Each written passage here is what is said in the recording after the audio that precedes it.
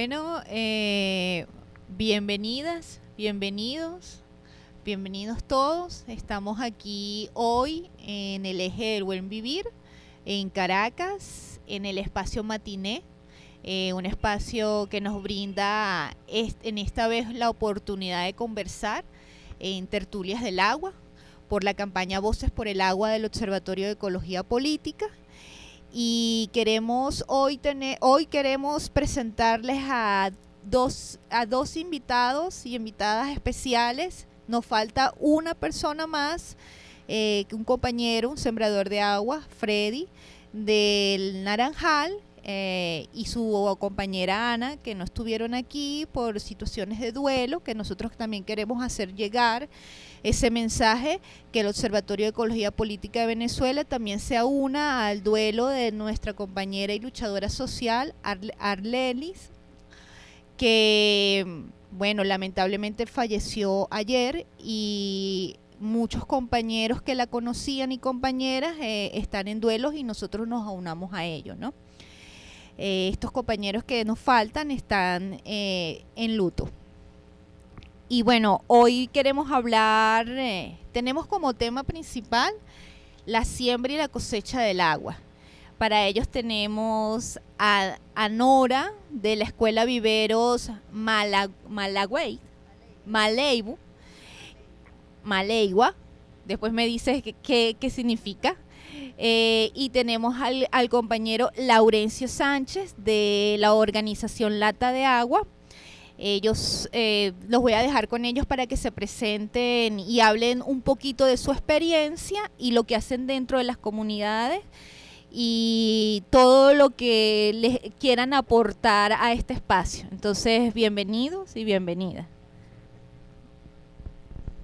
Gracias, mi nombre es Nora, pero todos me conocen como Yaya. Vengo de San Diego de los Altos. Mi casa se llama Maleigua, y se llama Maleigua porque una historia guayú habla de Maleigua, y Maleigua es el sol, es el guardián del calor, de las brasas. Entonces a mí me llamó mucho la atención ese nombre y decidí que mi casa se llamara así. Maleigua, mi casa se convirtió en una escuela. Soy yerbatera. Me encantan las plantas, la naturaleza, caraqueña de nacimiento, pero adoptada por San Diego. Así es que, bueno, invitados a la casa. Hola, yo soy Laurencio Sánchez, soy arquitecto. Somos una organización de reciente data que busca implementar un modelo de suministro de agua a partir de la captación, almacenamiento y tratamiento del agua de lluvia en comunidades vulnerables desde el punto de vista del estrés hídrico o de la ausencia de agua o la escasez de agua. Nosotros tenemos como guía, y por eso lo llamamos modelo, la formación y la sensibilización de las comunidades donde nosotros impactamos, porque no se trata simplemente de instalar sistemas de captación de agua de lluvia, sino que se trata de que las comunidades donde nosotros llegamos estén sensibilizadas en relación al recurso y que tengan conocimiento de lo difícil que es tener agua corriente por tuberías, de todas las implicaciones ambientales que significa que nosotros tengamos agua en nuestras casas al abrir una llave, que es casi un acto de magia y un acto casi que milagroso además. Es una cosa del ingenio humano maravilloso, pero también nos ha traído muchos problemas. Entonces, Lata de Agua es eso, es un modelo de suministro de agua a partir de condiciones locales de nuestras comunidades y de nuestras casas. Queremos convertir nuestros edificios en acueductos, a modo metafórico, por supuesto. Gracias. Bueno, gracias a nuestros invitados e invitadas especiales. También quería decirles que estamos por Instagram haciendo un living, y tendremos una grabación por el canal YouTube del Observatorio. Ya entrando en materia, este tema es muy interesante, la siembra y la cosecha del agua. porque originariamente Latinoamérica, toda en red, los movimientos Avillala, conocen sobre la siembra y la cosecha del agua. Tiene una cosmovisión y una visión muy centrada en el desarrollo y la interdependencia que tenemos con el agua, ¿no? Entonces, más allá de nuestras visiones del agua como derecho, el agua como un bien, también tenemos la necesidad de conocer el agua como un espacio, como un servicio socioambiental, como decía hace unas horas atrás Laurencio, pero también es un bien común, le pertenece a los comunes, pues, y nosotros en relación al agua tenemos esa interdependencia. Voces por el Agua tiene esa función, ¿no? Visibilizar todo lo que está relacionado al agua, pero también darle esa visión de que el agua es un protector, todo lo hacemos por el agua, o sea, nosotros vivimos por el agua. En vista de ello, el agua en el mundo, el agua potable, el agua en su mayoría potable es muy poca a nivel mundial. Tenemos más agua de sal que agua dulce. Y bueno, si la siembra y la cosecha del agua tiene que ver con conservar el agua, ¿no? Con protegerla, ¿no? Estábamos unas horas hablando con Laurencio y lata de agua es muy interesante porque decíamos, bueno, sí, recolectar lluvia forma parte de la cosecha, cosechar agua. Entonces, a partir de eso quería hacerte esas preguntas, pues, o sea, cuéntanos ¿cómo ves la cosecha del agua a través de la recolección? Nosotros estuvimos hace unas horas conversando del tratamiento del agua para captación de lluvia y cómo las comunidades que has estado, cómo lo ven, ¿ok? Gracias. Mira, ¿por qué captar agua de lluvia es cosechar agua? Es una pregunta interesante. Yo voy a hacer la analogía en relación a los procesos de siembra de alimentos, ¿no? De comida, de hortalizas. Imagino que esa analogía viene de ahí.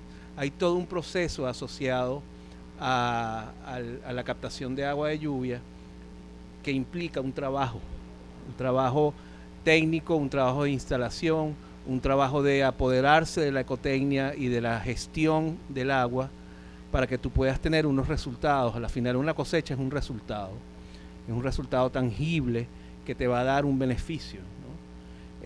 Yo creo que por ahí viene la analogía, así lo veo yo de una manera muy sencilla. Es todo un proceso maravilloso, la cosecha de agua de lluvia.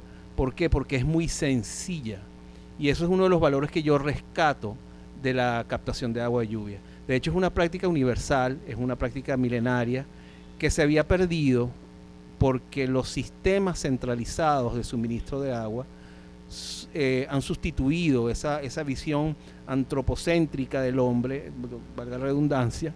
Ha hecho mucho daño en términos de nuestra relación con la naturaleza. Nos ha divorciado, nos ha separado un poco y hemos desaprendido la obtención de recursos de la naturaleza de una manera armónica, de una manera coherente, de una manera hermosa. Entonces, de ahí viene esa idea de la cosecha, de que tú siembras el agua, es decir, tú limpias tu techo, tú captas agua de los techos de tus casas, de los techos de las escuelas, de los techos de una industria, de los techos de un galpón, la recolectas, haces todo un proceso de limpieza del agua, la tratas y la almacenas para cuando la necesitas. Ahí está el recurso. Ya yo hice todo un trabajo previo que implicó la captación de agua de lluvia. Yo creo que un poco por ahí pudiésemos asociar lo que nosotros hacemos desde Lata de Agua con la cosecha, ¿no? Con la cosecha de agua. De hecho, yo creo que el tema del agua es un tema mucho más difícil, mucho más profundo. Nosotros estamos cosechando un tomate para alimentar cuando necesitamos 1.000 millones de tomates, ¿no? Es un aporte más a un problema muy difícil de resolver, que tiene que tener múltiples miradas, no puede haber una sola mirada al problema del agua, y las soluciones vienen de aportes de cada uno de los elementos que estamos trabajando en pos de mejorar el acceso a agua a las comunidades y a las personas y a la naturaleza, porque también es un bien compartido, ¿no? Es un bien que no nos pertenece. Entonces debemos distribuirlo para hacer posible nada más y nada menos la vida en el planeta, que parece un cliché, pero es que no es sino eso, pues es así, no hay otra, es una verdad absoluta, pues que no se puede cuestionar. Entonces, un poco de eso va Lata de Agua, sensibilizar, ayudar, crear espacios nuevos para el agua y aportar soluciones para que sean masificadas, sea institucionalizada. Ojalá el Estado pudiese convertir esto en ley, convertirlo en política, como se hace en muchos otros sitios del mundo, donde la captación de agua de lluvia ya es un elemento casi que obligatorio y se estimula para que así sea. Ok, gracias Laurencio por dar este aporte y a recordarles que sí, que la comunidad está en favor y se está haciendo un trabajo formativo desde diferentes alianzas y diferentes organizaciones para llevar este conocimiento que más, como dice el Laurencio, es ancestral. En vista de ello, conservar y cosechar el agua es algo que necesitamos en este momento más que nunca por el tema de la crisis climática, el cambio climático. O sea, vamos a ver, estamos viendo ya episodios, fenómenos repetitivos muy cercanos, que bueno, muchas aguas en zonas que no había tanta, agua, precipitaciones con mucho caudal, y después va a venir la sequía, ¿no? Entonces es muy importante estas herramientas que se está brindando a las comunidades para poder fortalecer y atender estas necesidades, ¿no? En cambio, la siembra de agua tiene que ver con, además de conservarla, porque también es un tema de conservarla, la siembra de agua es cuidar y hacer que crezca, ¿no? Es muy interesante, ¿no? Porque para los aymara, todas las comunidades indígenas de Latinoamérica, hay una visión ceremonial frente a la siembra, frente a los ojos de agua. Los ojos de agua son las grutas, el corazón de ese nacer, de ese ente viviente, ¿no? Para las comunidades indígenas es así. Los ojos de agua tienen toda una ceremonia cuando se va a hacer las siembras. Se les ofrenda alimentos y se les ora, ¿no? Entonces, bueno, tenemos aquí una sembradora de agua. Ella nos dice, la comunidad me llama sembradora de agua. Entonces quería saber cómo es su experiencia. Yo sé que hay secretos alrededor de la siembra del agua y yo sé que algunas se hacen en calladito, ¿no? O sea, no se dice todo, pero sí me gustaría que me hablaras cómo fue ese nacer, porque al final la siembra, o sea, no todo el mundo es sembrador de agua. No es que yo vengo y yo siembro agua y a mí no, la comunidad también te otorga eso porque tienes unas cualidades, unas características que ayudan en el quehacer de la convivencia, ¿no? de la siembra. Entonces, bueno, que me gustaría que nos conversara sobre esa experiencia que tiene. ¿Qué hacen en San Diego para las siembras de agua? Tuviste hablándonos hace unos minutos atrás sobre las ranas, sobre el sapito, sobre todo esta simbología, que al final es simbología, ¿no? También todo para Laurencio, él hablaba de los ecosistemas, ¿no? Y los ecosistemas se sienten amenazados con las comunidades. Y a mí me gustaría que tú hablaras sobre toda esta visión, cómo es esa experiencia de la siembra de agua, cómo se hace, quiénes las hacen, por qué las hacen. Gracias. Bueno, en la comunidad me nombraron así y tengo conocimiento de abuelas y abuelos que trabajan con el agua. Por ejemplo, donde yo vivo hay muchísimos manantiales. Los manantiales brotan prácticamente. Hay lugares donde va mucha gente y está simplemente un bambú y de allí sale agua. Esa agua, miércoles, o sea, nosotros por lo menos la bebemos, ni siquiera la hervimos. Y de hecho, donde vivo, la gente ha tomado esa agua de sus abuelos, tatarabuelos, es algo como muy natural, muy natural. Ahora, hay plantas que, por ejemplo, nosotros hemos visto que se repiten. Está la lochita, hay un árbol que se llama yagrumo, están los bambú también. Hay animales que visitan como el picure, si hay perezas, que hay muchas perezas también, o sea, hay ciertos animales que te indican también que hay agua. Tengo una amiga que es la señora Benita, que ella me decía, donde tú veas que el barro está flojo, está el yagrumo, hay bambú, ahí hay agua. Entonces, de alguna manera, ellos conocen todos esos espacios y saben, y ahorita con toda esta cantidad de lluvia resulta que han brotado seguramente manantiales que toda la vida, porque esos son ríos que van bajo la tierra, pues la madre tierra tiene eso, increíble. Esas son sus venas, diría yo, todas esas ramificaciones. Y para nosotros yo diría más que todo el respeto que nosotros tenemos que tener a todas estas personas que tienen todos esos saberes. Ellos de alguna manera son a veces con mucha reserva, no hablan de esto con todo el mundo. Es algo, hay un respeto, de alguna manera, yo creo que la misión de nosotros es simplemente honrar a la Madre Tierra. Ella lo clama. Yo tengo un amigo, él es mexicano, y él me decía, nada, tienes una misión, y esa misión, yo creo que esa es tu misión, que necesitas honrar, respetar y difundir esa honra que nosotros le tenemos que dar. Hay otra compañera que también me hablaba mucho la ofrenda. A nosotros nos olvidó darle ofrendas. De alguna manera, hay flores, hay plantas que de alguna manera uno necesita ofrender y dar las gracias. A veces ni siquiera damos las gracias, ni siquiera por el aire que respiramos, por ejemplo.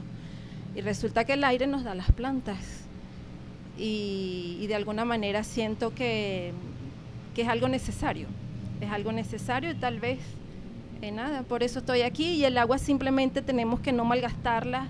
En los manantiales, por ejemplo, la gente los cuida, los limpia, los barre, porque de alguna manera si vas a comer no puedes. Y en el chorrito que está bajando hacia la Casa del Prado, ellos son muy cuidadosos y han hecho hasta letreros, de manera que hay gente, con la escasez que hubo en días anteriores, hay cola para llenar el agua, pero la gente va a comer y deja allí las cosas. Entonces, de alguna manera, nosotros necesitamos mantener eso en resguardo. Es un resguardo que nosotros debemos hacerle. Y bueno, el respeto a ella y la honra que le tenemos que dar todos los días. Y tenía una pregunta para ambos. ¿Cómo ha sido las nuevas generaciones? O sea, cuando van en tu caso y en el caso también de Laurencio, que se acercan a formar a jóvenes, a niños, ¿cuál es la percepción que ellos tienen en relación al agua? O sea, ¿cómo la ven ellos?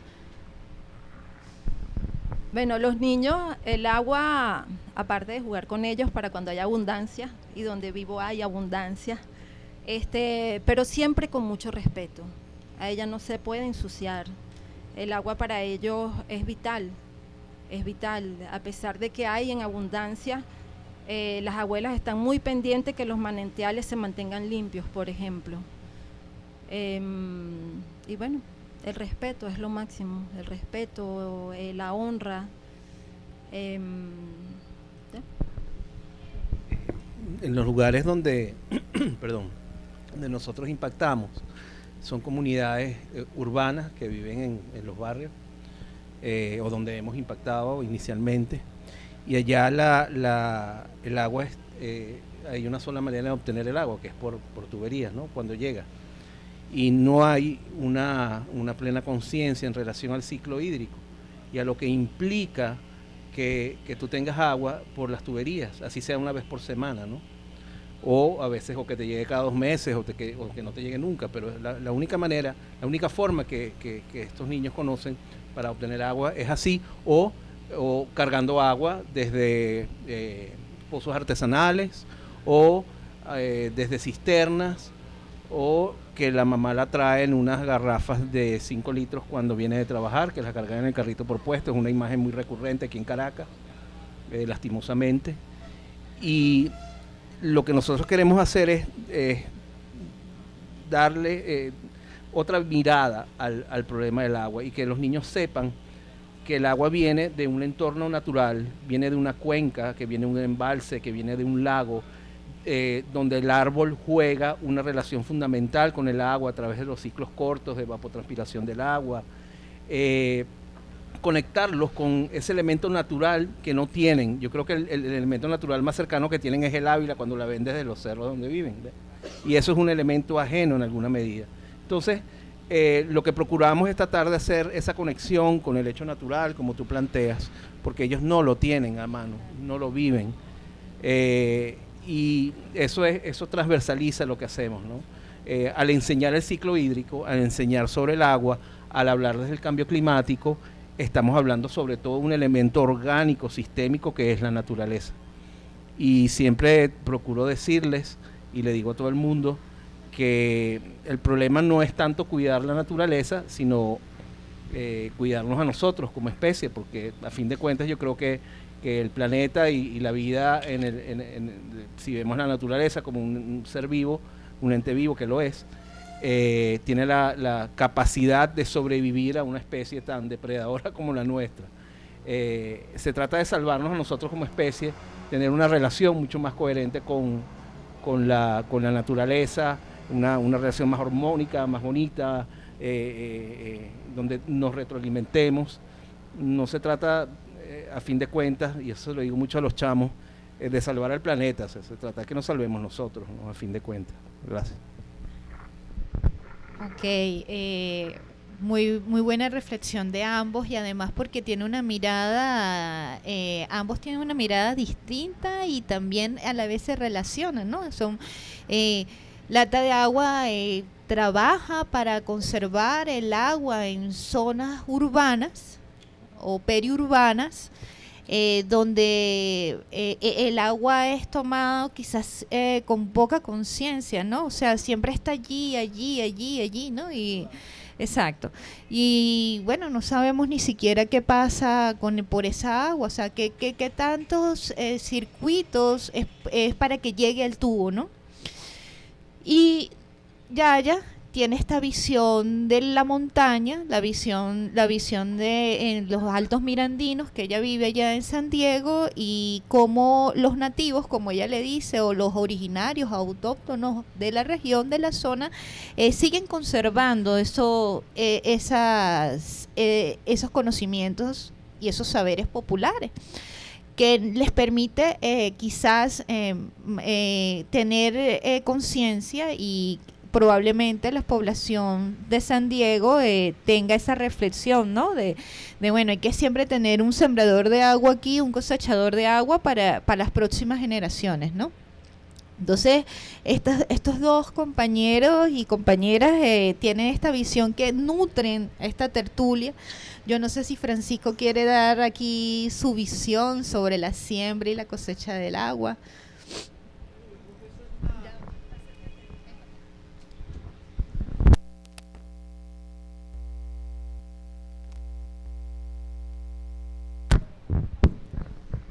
Sí, yo creo que es una tarea de primer orden que tiene que ver con todas las otras cosas que refieren a la crisis ecológica que tiene múltiples manifestaciones, pero el tema del agua, precisamente por lo que decía hace un rato, su importancia para la vida, para la reproducción de la vida, para la existencia de la diversidad, su perpetuación, es fundamental.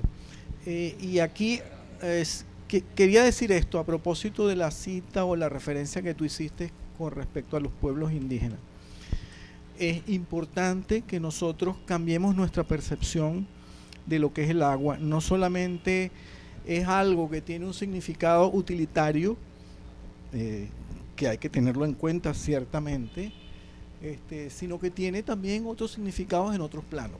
Tiene un significado simbólico, tiene un significado cultural, tiene un significado psicológico y yo diría incluso hasta cósmico. Y creo que la mejor manera de entender lo que significa esta sustancia, este elemento en su integralidad, su función, su relación con nosotros y los demás seres vivos, es ubicándolo en un plano de múltiples significaciones, de múltiples valores. Solo quería decir eso. Gracias. Sí, claro. Otros significados también están. Yo cuando estudié las plantas, el profesor era un chamán y él, por ejemplo, el agua es vital para limpiarnos, no simplemente para bañarnos. Y yo recuerdo que en una clase dos compañeros comenzaron a discutir y él inmediatamente nos dijo: el domingo nos vamos al Parque de los Chorros, ¿ok? Y todo el mundo, perro, ¿para qué? El domingo los quiero todos ahí, sobre todo ustedes dos que discutieron.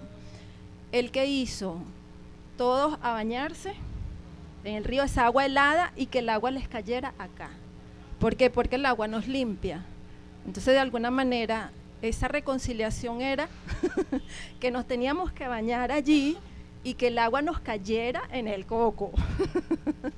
Y allí nos puso, y cada vez que se repetía esta situación, simplemente al río. Y como ellos después, yo tuve la oportunidad de estar con él en la Puerta de Miraflores, y el baño es tan importante en el río. ¿Por qué? Porque allí todas las energías se van, se las lleva el río. Entonces, de alguna manera, cuando uno se quiere limpiar su cuerpo, su aura, lo que sea, hay que ir al río, hay que bañarse en el río, para que el río se lleve todo.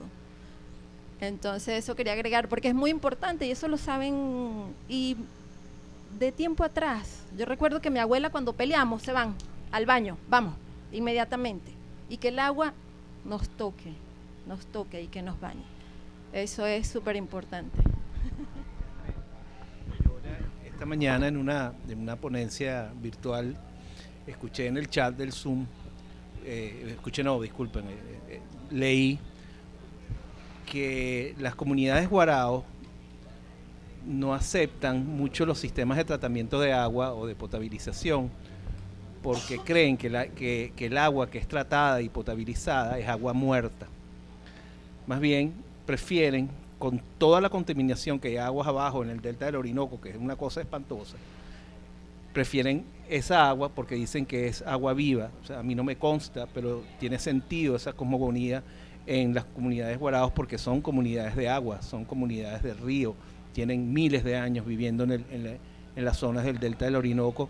Y esa frase a mí me llamó mucho, ese comentario realmente me impactó, porque es tan fuerte el hecho cosmogónico que yo prefiero beber agua contaminada, muy contaminada, a beber agua que estoy tratando y que estoy limpiando y que te estoy dándola apta para consumo sanitario según los requerimientos necesarios.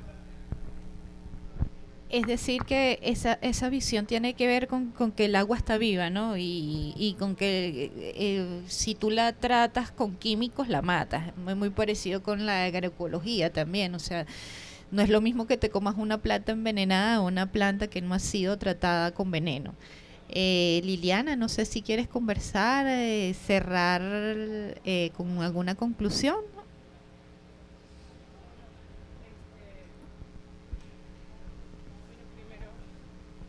Primero que nada, pues darle muchísimas las gracias, ¿no? Por haber estado hoy, por el encuentro, porque la manera que ha ocurrido también nos ha permitido estar más juntos de alguna manera y no llegar directo aquí al conversatorio. La lluvia nos recibió aquí en Matiné Picatería en Bar, mandarle un saludo a las muchachas que nos reciben acá con tanto amor siempre para hablar de cosas de este tipo, pues bonitas, ¿no? Hace poco hacíamos también un taller de artesanía yucpa acá. Y yo creo que el agua, como dice el movimiento, ¿no? El agua nos une, que son los compañeros del Naranjal, pero es también Unidos por el Agua, que es un grupo de compañeras y compañeros que están desde las comunidades demandando el derecho al agua, protegiendo cuencas en Lara, buscando la manera de reactivar los acueductos comunitarios, a las luchadoras en Sanare, que también hacen gestión comunitaria del agua, incluso a los pequeños espacios en donde se sientan a discutir por las llaves, ¿no? Abrirla, cerrarla, que eso sea una decisión colectiva y que cada vez podamos tender menos a los espacios privatizados, individualizados del agua, ¿no? Porque si bien es cierto que en muchos lugares se abren pozos, se buscan soluciones, a veces esas soluciones, cuando no involucran a la comunidad, pueden ser falsas soluciones porque le resuelve el problema a uno, pero se lo podría estar agravando a otros más, ¿no? Entonces, tener un poquito de esa conciencia de que el agua debe ser de todo y que el que no la comparte, ¿qué le pasa? Se le seca, se le acaba. Pues creo que es algo... Sí, los abuelos allá cerca de mi comunidad dicen que el agua, los manantiales, como hay tantos manantiales, si usted tiene un manantial en su casa, usted lo debe compartir, porque ellos dicen que si no, sencillamente se seca. Y allá hay un vecino que él tenía su manantial y ahora eso es una gotita. Y eso sucede. Entonces, de alguna manera, y como decía Frank, ¿no? O sea, hay cosas que están en el agua mucho más allá del propio beneficio para la higiene, ¿no? Y para el derecho humano que tenemos a ella, y que entender que muchos seres humanos, muchos seres no humanos se relacionan con el agua de esa otras maneras, es importante para poder también valorarla más, ¿no? Porque el agua es diversidad también, es formas diversas de verla, como decía Laurencio, y bueno, también invitarles a seguir a Lata de Agua, las iniciativas que van haciendo y tejiendo en las comunidades, a las iniciativas que Maleigua hacen también para la sanación colectiva y comunitaria en San Diego, ¿no? En esa montaña. Y bueno, desde Voces por el Agua, que todo luchador, luchadora, espacio de resistencia, de construcción colectiva y de relacionamiento con el agua para lo común, para hacerle un bien común, es siempre bienvenido en Voces por el Agua, ¿no? Eso también quería decirles. Bueno, entonces ya culminando esta tertulia muy acogedora porque bueno, hubo lluvia, tuvimos tiempo para poder conocernos mejor, conversar nuestros puntos de vista y nuestras visiones en relación al agua, que es Voces por el Agua, al final es como es, Voces por el Agua, viendo la vida desde otros puntos de vista, desde el cuidado, desde la conservación, desde la justicia también, porque tenemos que estar conscientes que la situación planetaria es una realidad. El tema del agua, la privatización del agua, las luchas sociales que hay en relación al agua, en el ejemplo de Chile, de las comunidades de Chile, son sumamente importantes, todo este vínculo que hay allí en el agua. Entonces, bueno, muy agradecida por estar aquí, por el tiempo que se tomaron. Como dijo Liliana, sigan las redes sociales de Lata de Agua. Yo sé que Escuela Viveros Maleigua tiene un Facebook.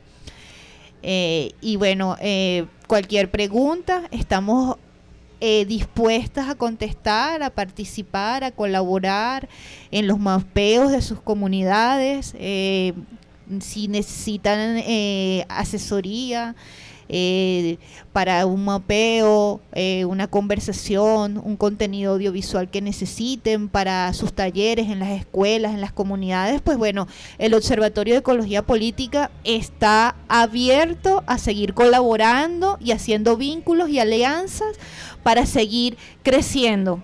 Desde el punto de vista de la naturaleza como derecho, pero también la naturaleza teniendo sus propios derechos, ¿no? O sea, ese es nuestros primeras voz, ¿no? Que la naturaleza tiene sus propios derechos. Entonces, sigamos en estas conversaciones y bueno, gracias.